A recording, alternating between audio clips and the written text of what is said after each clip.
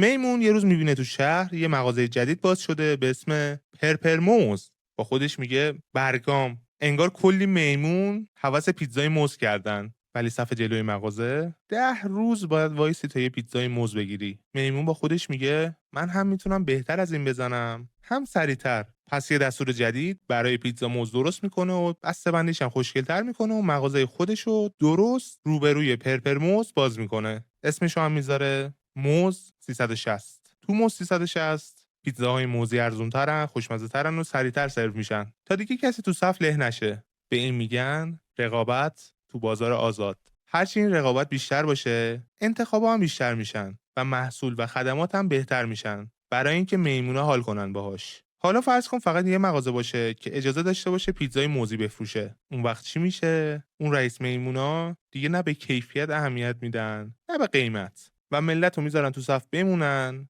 چون راه دیگه ای ندارن. ولی وقتی مغازهای بیشتری وارد رقابت میشن، هم شغل بیشتر میشه، هم پیتزای موزی بهتر میشه، هم باعث میشه همه اون رئیس میمونا حواسشون جمع باشه. اوه راستی من برم ببینم ثبت نام موز خودرو یا موزیپا باز شده یا نه.